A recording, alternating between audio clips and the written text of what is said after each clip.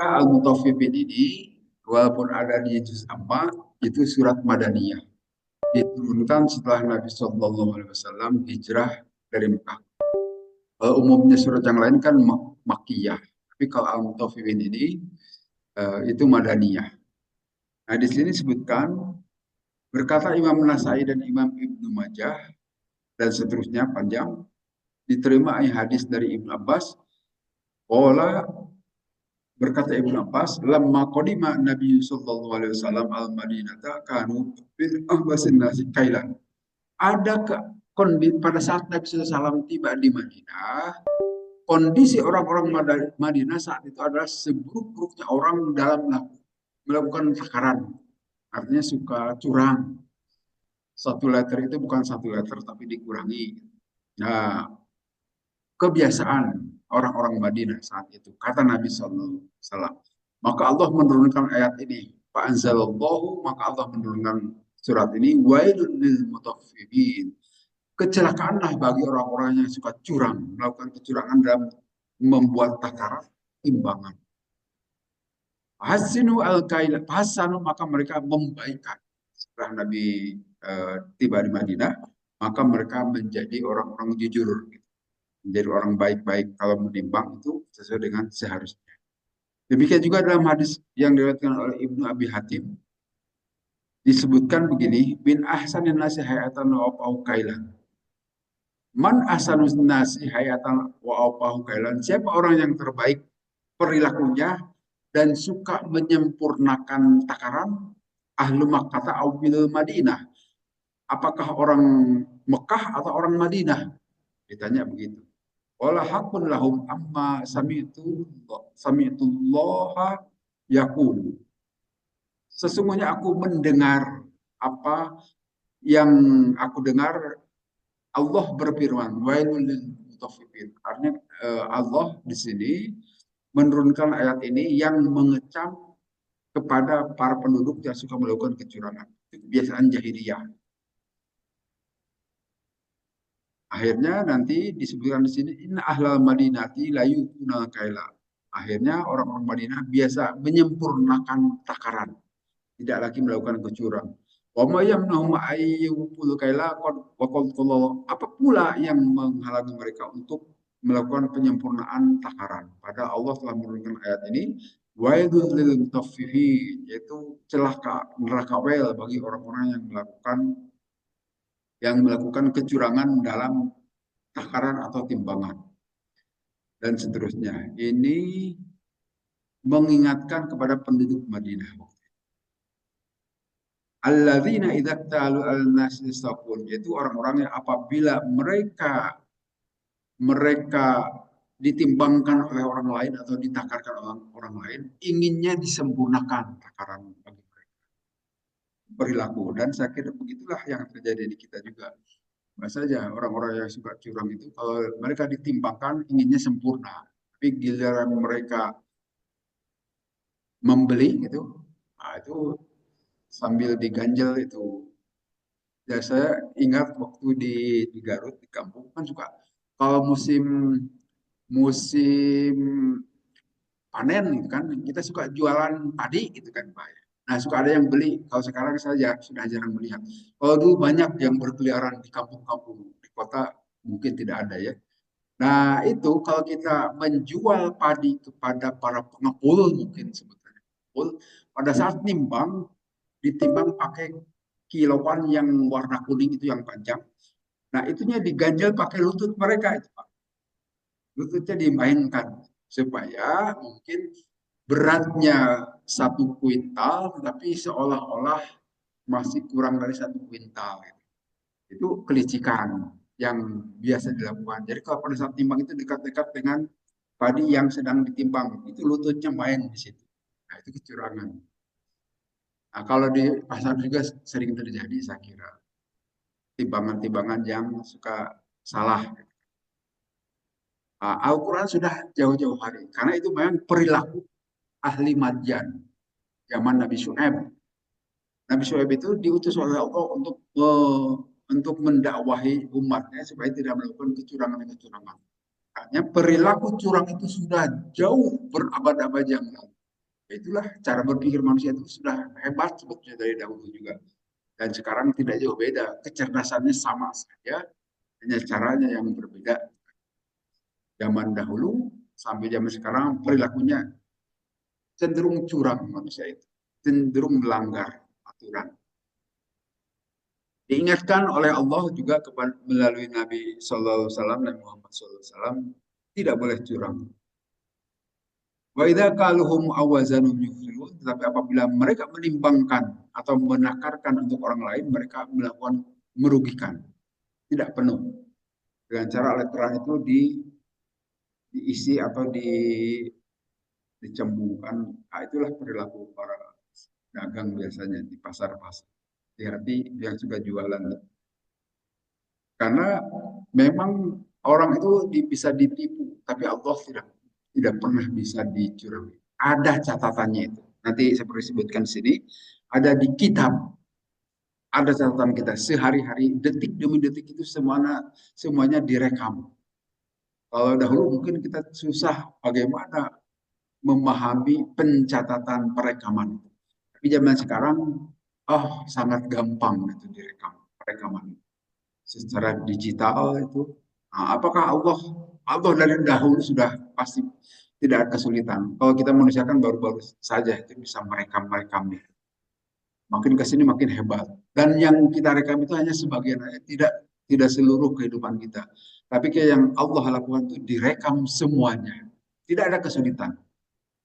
Sehingga perilaku kita sehari, kalaupun kita melakukan kecurangan, bisa saja orang lain tidak mengerti, pembeli tidak mengerti, tidak tahu, tetapi bahwa sesungguhnya kita melakukan kecurangan dicatat. Malaikat mengetahui, Allah Maha mengetahui. Sehingga janganlah melakukan kecurangan. Karena itu akan diperhitungkan nanti dalam kehidupan di akhirat. Ini ayat-ayat yang berkaitan dengan takara itu banyak. Seperti surat Al-Isra wa qul kaila idza qiltum wazinu bil qistasil mustaqim. Sempurnakanlah takaran apabila kalian menakar dan menimbang bil qistasil mustaqim dengan keadilan yang sepenuhnya.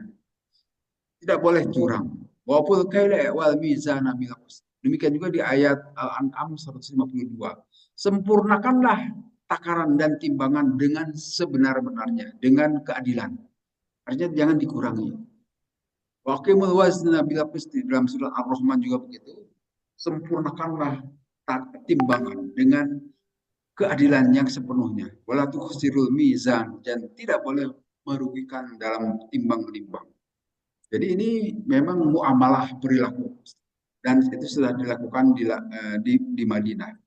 Kita tahu Nabi SAW dakwah di Mekah itu urusan tauhid 13 tahun, tapi di Madinah 10 tahun urusan muamalah, urusan perilaku sosial kita.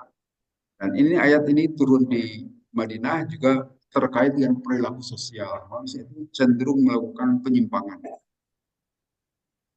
Maka diingatkan, ya tuh ulaika nahum mab'utsun. Ala ya tuh ulaika ingatlah bahwa mereka semua mab'utsun itu akan dibangkitkan pada suatu hari. Nah, pada hari itu akan ditanyai setiap kita. Silahkan berbuat sesuatu bersembunyi dari orang lain, tidak diketahui orang lain, tapi tetap Allah akan menanyainya pada hari itu. Tidak ada yang tersembunyi satupun. Yauma yakumun nasu rabbil alamin, yaitu pada hari mereka menghadap Allah Tuhan seluruh sekalian alam. Yakumuna hupatan urotan gurlan. Mereka menghadap Allah hupatan dalam keadaan nyeker, tidak pakai sandal sepatu, urotan dalam keadaan telanjang, gurlan dan dalam keadaan kulup. Jadi yang dulu kita sudah dihitan, kaum laki-laki itu dikembalikan lagi itu kulupnya. Disebutkan begitu dalam tafsir Ibnu Katsir. Dan Imam Malik berkata begini, diterima dari Nafi dari Ibnu Umar, sesungguhnya Nabi SAW sabda, yauma yaqumun nasu rabbil alamin itu hatta yaghiba ahdum fi rasyhi ila ansafi udunaihi. Sehingga nanti pada hari itu menutupi terhadap seseorang itu apa kesang atau keringatnya itu sampai menutupi kedua telinganya itu. Jadi saking panasnya sampai berkeringat, keringatnya itu melebihi tinggi badannya. Dan itu keringat itu dalam sejumlah hadis nanti disebutkan macam-macam ya, tergantung sikap kita saat ini di dunia. Ada keringatnya yang sampai mata kaki, ada yang sampai lutut, bahkan dia tenggelam di dalam keringatnya. Itu seperti apa? Wallahu alam, itu gaib. Karena waktu itu disebutkan nanti di sini matahari didekatkan. Kita jaraknya 150 juta kilometer saja kita suka kepanasan. Ini di Bandung, apalagi di Jakarta, apalagi di Bekasi, apalagi di Jalan panas minta ampun. Di Bandung juga sudah tidak nyaman saat ini. Di tempat-tempat dingin juga, apalagi nanti didekatkan. Harusnya hancur betul kalau di bumi kita dekat sama matahari, harusnya kita hancur lebur kan, terbakar. Tapi kalau di akhirat tidak, memang hancur lebur tetapi diawetkan oleh Allah. Sehingga nanti pengejauhan itu dalam jumlah keringat nantinya akan banyak, tidak hancur lebur. Di azamatir rahmani yaumil qiyamah, saking agungnya Allah pada hari kiamat, hatta idza innal arqa la yunjimu arjali dan sadanihim, sampai-sampai sangat agungnya itu keringat kita itu bisa menutupi kita sampai ke telinga kita. Wallahu alam, itu goib ya, gimana mekanismenya. Jadi sekali lagi, kita hidup di dunia kita pakai logika. Sekali lagi logika itu ada yang rasional, ada irrasional, ada suprarasional. Nah, kalau kehidupan akhirat itu suprarasional, di luar kemampuan kita menalar. Bukan irasional, irasional itu sesuatu yang tidak masuk akal. Tapi kalau suprarasional, di luar kemampuan kita nalar. Jadi, yaitu manusia itu punya keterbatasan bagaimana. Secerdas apapun, tidak ada yang, katakanlah kita lihat profesor-profesor itu hebat. Tapi apakah betul profesor itu dia dapatkan kepintaran? Belum tentu juga itu, Pak. Bisa saja dari para mahasiswanya. Dia nulis itu bukan hasil tulisan dia, tapi mahasiswanya. Saya ingat waktu pembimbing itu minta dituliskan dengan dia penulis pertama. Tapi yang nulis siapa? Kita mahasiswa, bukan dia. Jadi, tapi yang dapat gelarnya siapa? Dia. Dia belum tentu hebat itu profesor. Walaupun ada juga profesor-profesor yang hebat. Belum tentu. Nah, katakanlah dia jadi profesor dalam satu bidang ilmu tertentu, kan tidak dalam semua bidang juga. Dia menguasai dalam bidang dia, bidang itu makin sempit saja, tapi bidang yang lainnya belum tentu dia kuasai. Dia suruh bikin sayur lodeh belum tentu bisa juga itu profesor. Profesor laki-laki. Kalau perempuan bisa. Jadi tidak menguasai semuanya. Tidak ada yang hebat manusia itu. Bagaimana? Tapi kalau Allah itu adalah menguasai, maha kuasa Allah.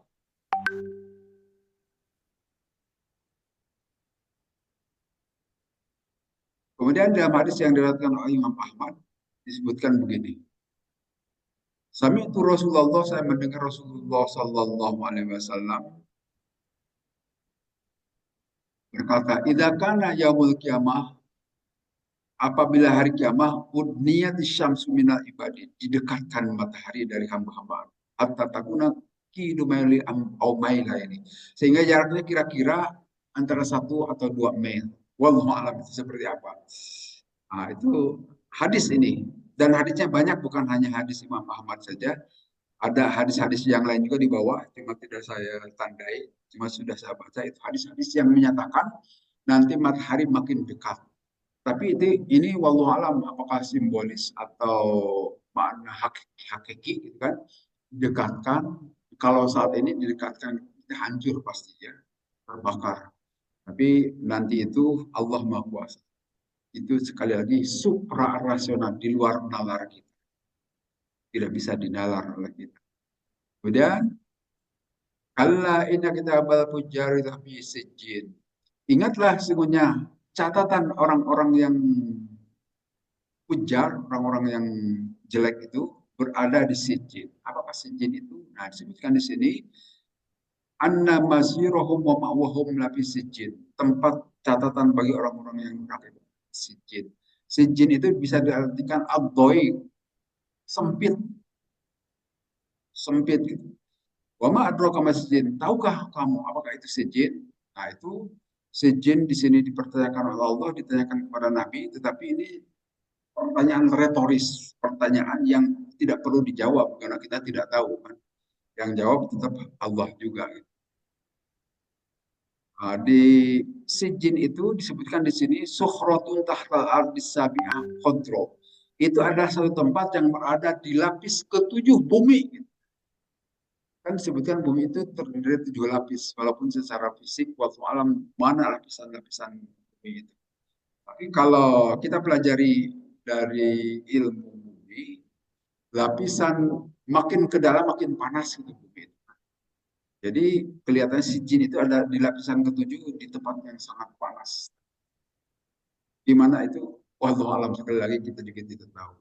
Toh kalau kita juga melakukan pengeboran sampai berkilo-kilometer yang keluar adalah minyak bumi.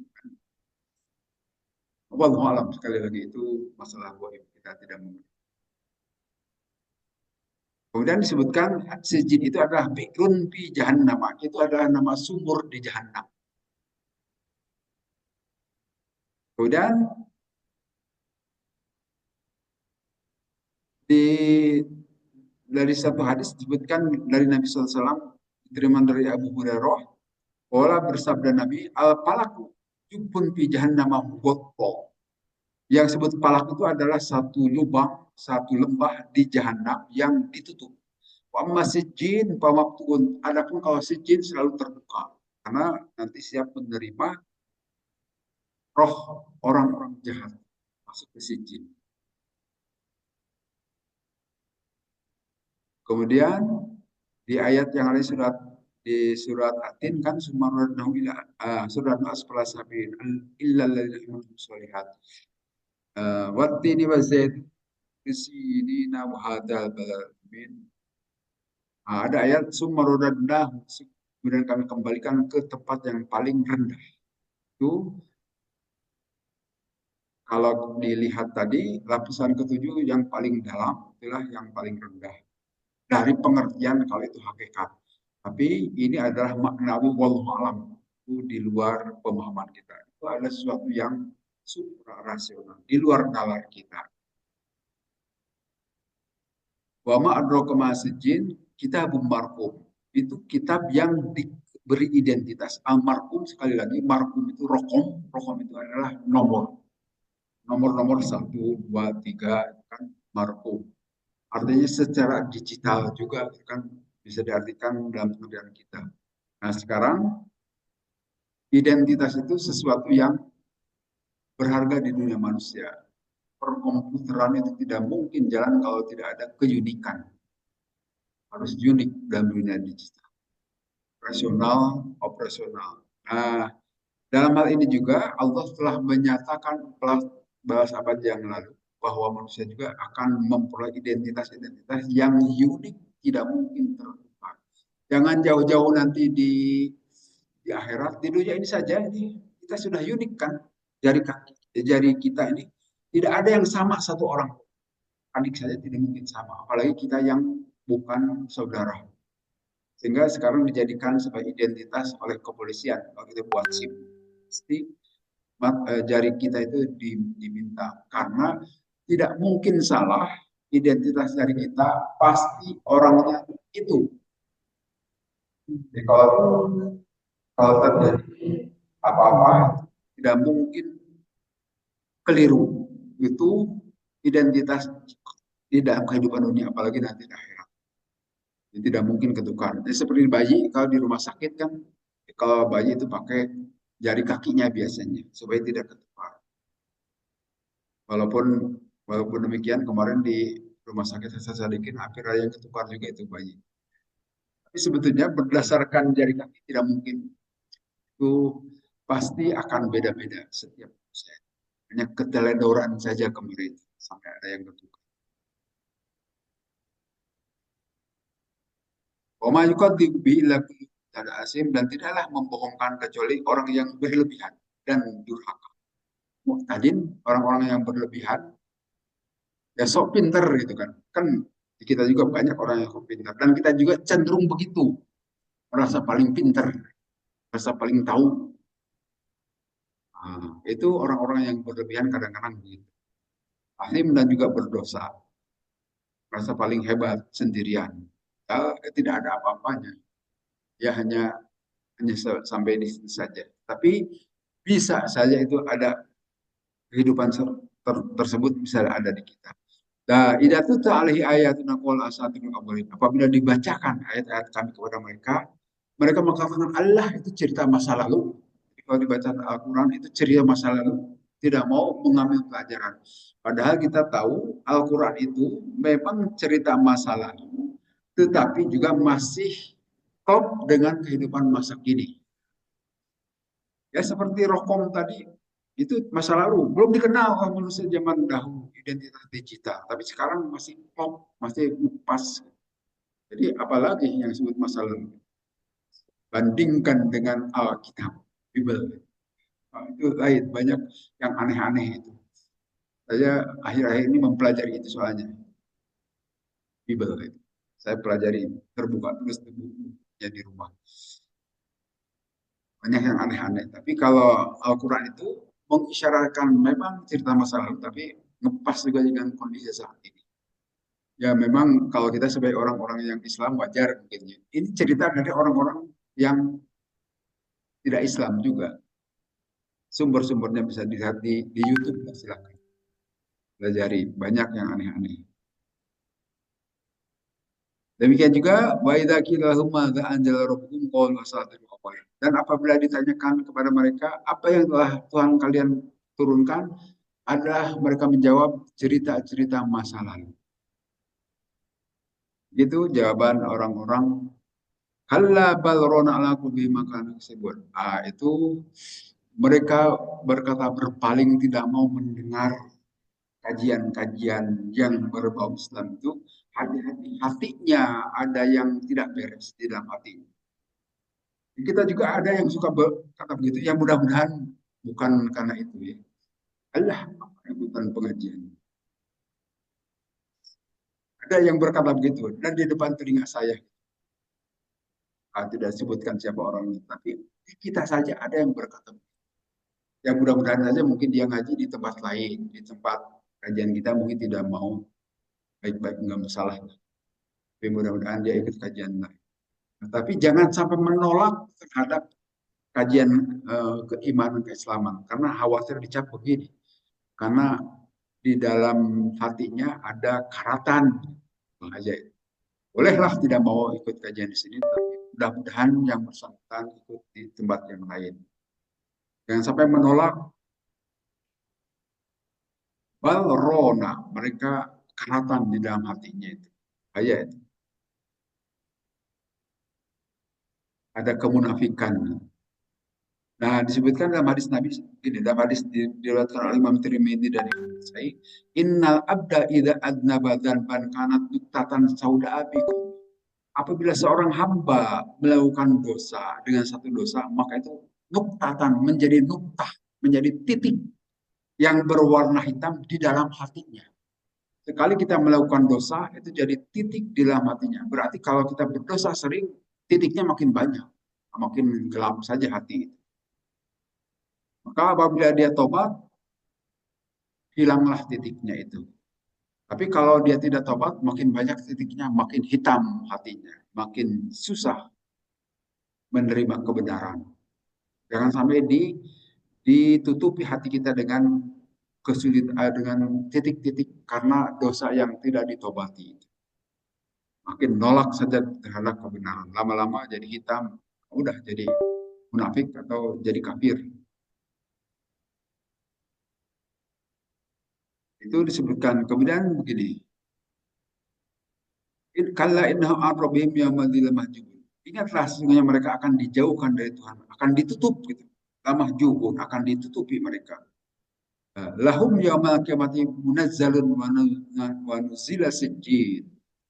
Mereka pada hari kiamah diturunkan dan ke dalam sijin. Summahum yaumati madzalika mahjuruna. Kemudian mereka pada hari kiamat ditutupi, dihalangi dari melihat an ru'yati rabbihim, dari melihat Tuhan mereka. Wa khaliqihim, dan pencipta mereka. Dia tidak bisa melihat Allah. Wala Imam Abu Abdullah Asy-Syafi'i, berkata Imam Syafi'i, fi hadil ayati dalil ala anna mu'mina yaranahu. Nah, sehingga berdasarkan ayat ini bahwa kaum mukminin itu bisa melihat Allah di hari kiamat. Sedangkan orang-orang yang tidak beriman tidak bisa melihat Allah. Nah, berdasarkan ini Imam Syafi'i ijtihad bahwa itulah yang dikatakan di Al-Quran, wujuhu yawma idin nadhiroh. Pada hari itu wajah-wajah pada hari kiamat melihat kepada Tuhan yang mereka melihat. Bergembira gitu. Karena kepada Tuhan yang melihat. Walaupun nanti ada hadis yang lain bahwa ini nanti di surga. Nah, kalau di hari penghisaban, itu masuk surga. Tapi menurut Imam Syafi'i, saat itu juga pada saat kita diadili oleh Allah, kita bisa melihat Allah. Kata Imam Syafi'i. Tapi kalau ayat ini nanti ada penafsirannya, itu nanti di surga. Orang-orang yang beriman bisa melihat Allah. Wallahu alam, sekali lagi. Ini penafsiran. Tsumma innahum lasul jahim. Dan mereka nanti akan dimasukkan ke neraka jahim. Nah, kemudian Allah di sini menceritakan orang-orang al-abror, orang-orang baik. Al-abror itu nanti dalam sehari-hari ada sebut bur. Kalau bur itu beras.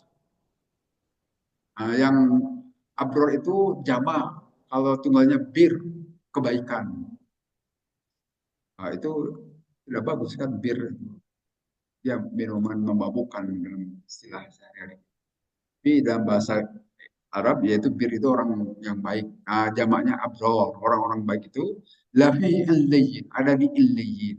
Pada saat kita meninggal dunia, itu kan nanti akan disambut roh kita itu oleh para malaikat.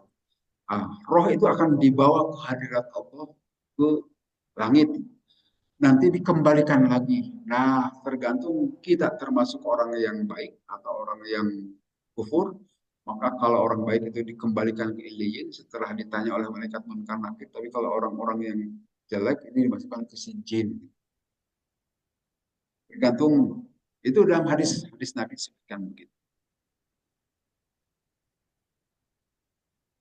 Itu masih ruhum ila illiyin wa huwa min habis sijin. Itu tentu saja beda dengan sijin. Kalau sijin itu ada di tempat yang paling rendah di bumi, kalau illiyin di tempat yang paling tinggi. Bahkan di sini disebutkan illiyin itu adalah ada di langit yang ketujuh. Wa hiya as-sama us-sabi'ah. Langit yang ketujuh. Wa fiha arwahul mu'minin. Disitulah tempat rohnya orang-orang yang beriman. Sehingga dengan demikian, orang yang sudah meninggal itu tidak mungkin gentayangan, tidak mungkin marakayangan. Jadi yang suka marah kayangan itu bukan roh orang-orang yang sudah mati. Ada orang yang mati baru dibunuh, besoknya hari kedua, ketiga marah kayangan gitu. Bukan, tidak mungkin orang yang sudah mati itu hanya jinnya itu. Jin sebetulnya yang suka marah kayangan itu Pak.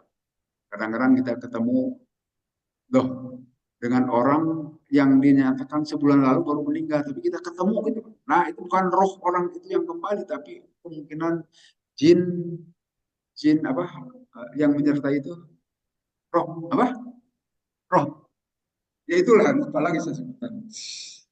Eh, yang menyertai. Nah, kemungkinan itu jadi tahu kelakuan kita sehari-hari. Jadi bukan roh manusia, karena roh manusia itu tidak mungkin kembali kalau sudah masuk ke si jin ya, sudah selesai di sana. Kalau sudah iliyin juga tidak mungkin kembali bahwa hari ketujuh akan kembali ke rumah kita. Itu keyakinan Hindu. Hari ke-40 akan kembali ke rumah kita. Keyakinan Hindu. Dalam Islam tidak ada itu ajaran. Sudah orang sudah mati itu tidak mungkin kembali. Walaupun kita suka mimpi ketemu dengan namanya mimpi itu kan bukan tidur. Belum tentu benar. Gitu.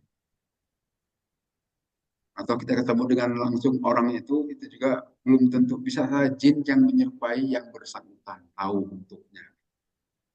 Karena roh orang-orang yang sudah mati itu sudah jelas tempatnya di iliyin dan sijin. Itu yang disebut dengan alam barzakh. Alam barzakh itu dinding antara kehidupan dunia dengan kehidupan di akhirat. Jadi belum masuk ke akhirat. Kecuali orang-orang tertentu, kaum syahid dan sebagainya, insya Allah mereka sudah. Tapi kalau orang-orang kita biasa masuk, masih di alam kubur sampai saat ini atau di alam barzah.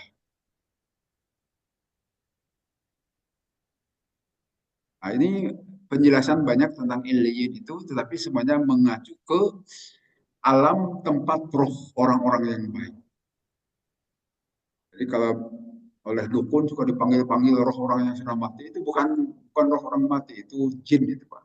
Jangan terpengaruh dengan hal-hal yang seperti itu. Kalau jin itu bisa memainkan kita memang. Tapi kalau orang yang matinya sudah tidak mungkin kembali. Kecuali roh Nabi Muhammad SAW itu lain. Kalau disebutkan kita mengucap salam kepada Nabi, Nabi menjawab itu khusus bagi kita. Kalau kita ya sudah mau diselamatin 1000 hari, 100 hari, tetap aja kita tidak bisa kembali. Ya syahadul muqarrabun yang disaksikan oleh orang-orang yang didekati itu para malaikat. Wahum al malaikatu, malaikat. Inna abror tapi naim sungguhnya orang-orang baik itu berada di dalam kenikmatan yang sangat ala aroik ini di atas dipan-dipan. Nah, ini juga walau alam menggambarkan gimana saking nyamannya dalam kehidupan itu digambarkan di atas dipan-dipan. Ya seperti kita nongkrong gitu kan, nikmat ya, lihat pemandangan. Seperti itulah penghuni menuju surga. Nyantai. Obrolannya itu penuh penuh kegembiraan dan tidak pernah akan sedih. Itu gambaran di surga. Disebutkan begini. Ala aro'iki yang di atas dipan-dipan mereka memandang. Seperti apa lebih jauhnya, masuklah ke surga nanti tahu. Sekarang kita tidak mengerti. Nah, mereka disebutkan di sini yusqona min rohiqim maktum. Mereka diberi minum rohik. Rohik itu adalah khomer. Tapi khomer atau minuman keras yang berada di surga yang tidak mungkin memabuk. Kalau di dunia ini khomer itu memabukkan. Jadi itu dilarang minum itu termasuk wine, gitu, Pak. Jadi kadang-kadang wine itu dianggap bukan minuman keras, tapi setahu saya itu tetap saja bisa memabuk. Ya memang kalau cuma 1 sendok 1 gelas mungkin tidak mabuk orang, tapi di dalamnya ada kandungan alkoholnya. Tapi memang alkoholnya sedikit. Nah itu biasa diadakan di pesta-pesta, biasanya pesta para selebriti. Ya kita mungkin bukan termasuk selebriti ya, tidak akan diundang lah. Tapi sebaiknya udah minum yang lain saja, air putih saja lah.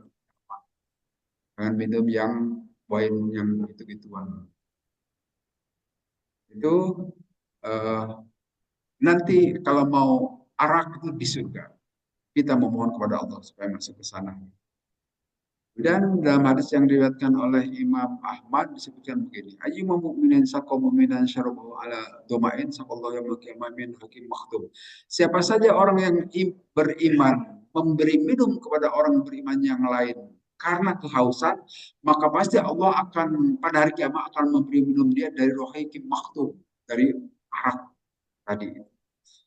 Demikian juga siapa orang yang beriman memberi makan kepada orang yang beriman lain, maka Allah akan memberikan makanan di hari kiamat dari buah-buahan surga. Siapapun orang yang beriman memberi pakaian kepada orang beriman yang lain yang telanjang, maka Allah juga akan memberikan pakaian kepada dia dari hijau-hijauan surga. Itu jaminan pasti orang-orang yang beriman dan seterusnya. Duh, waktunya sudah sedikit lagi Pak terakhir. Di sini menceritakan begini, innal ladzina ajramu kanu minal ladzina amanu yadhakun. Sungguhnya orang-orang yang berdosa itu, mereka terhadap orang-orang beriman menertawakan. Seperti saat ini, kita kira banyak kita dilecehkan, pelecehan itu dilakukan oleh orang-orang yang tidak mengerti. Ya, seperti mungkin kita ini ngapain pagi-pagi berkumpul di masjid, bisa saja ditertawakan oleh orang yang tidak mengerti itu. Kurang kerjaan kan dan seterusnya, kata-kata yang tidak sama seperti dulu waktu tahun 80-an itu ada pemuda-pemuda yang suka menertawakan perempuan-perempuan berkerudung di sekitaran Jalan Kadesa dulu di situ. Waduh itu perempuan-perempuan surga sedang lewat. Nah, itu ucapan-ucapan yang tidak enak gitu didengar, menertawakan orang-orang yang tidak beriman. Karena waktu itu tahun 80 masih jarang yang pakai kerudung, kan di mahasiswa juga sedikit saja itu, hanya orang-orang tertentu. Itu ditertawakan, dilecehkan saat. Kalau sekarang sudah biasa alhamdulillah. Itu dijadikan bahan gunjingan. Sebutnya perempuan-perempuan surga waktu itu. Tapi itu adalah pelecehan saja sebetulnya. Nah, ini mungkin isyarat Al-Quran akan ditertawakan oleh orang-orang yang durhaka. Mereka mengedip-edipkan mata dan seterusnya. Dan mereka bergembira telah melakukan pelecehan. Banyak termasuk dahulu sekolah SMA itu kan melarang para siswanya memakai kerudung termasuk SMA 3 waktu itu. Karena waktu itu saya juga ngaji kepada anak SMA 3 waktu di Salman ITB itu.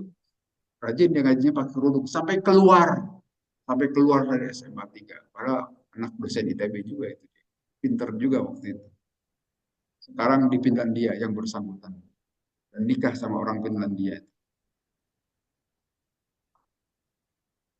Kemudian eh, tetapi fal yaumal ladzina amanuna pada hari kiamat nanti orang-orang beriman justru menertawakan orang-orang kafir. Terjadi sebaliknya. Mereka memandang dari dipan-dipan. Apakah sudah diganjar itu orang-orang kafir dengan apa yang telah dahulu mereka kerjakan? Itu Allah juga melecehkan kepada orang-orang kafir. Saya kira itu saja.